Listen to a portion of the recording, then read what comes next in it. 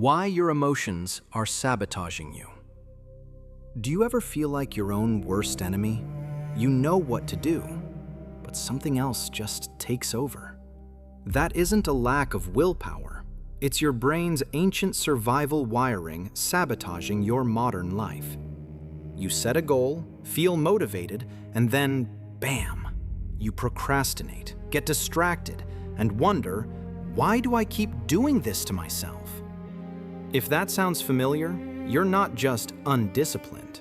Your internal wiring is crossed, and today, we're going to figure out how to fix it.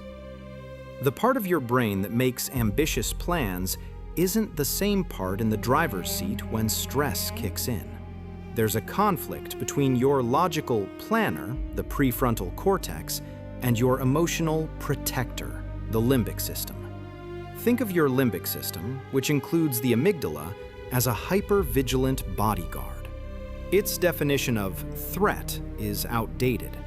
Any big challenge or potential for failure can feel like a life or death situation. Its job is to keep you safe right now, not to help you achieve long-term goals. So when you try something new and scary, the bodyguard yanks the emergency brake. This isn't a personal failing, it's an outdated protective mechanism. You can't fire your internal bodyguard, but you can retrain it. Here are 3 ways to get started. First, name the protector. When you feel resistance, pause and call it out. Say, "This is just my brain trying to protect me from fear." You create a gap between you and the emotion.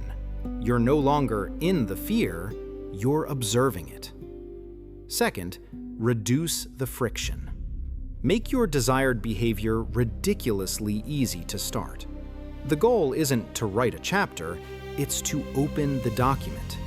The goal isn't to run 5 miles, it's to put on your running shoes. This helps you build momentum. Third, create a now reward. Your brain wants dopamine now. Link an immediate, small reward to finishing the task. Finished that tiny step?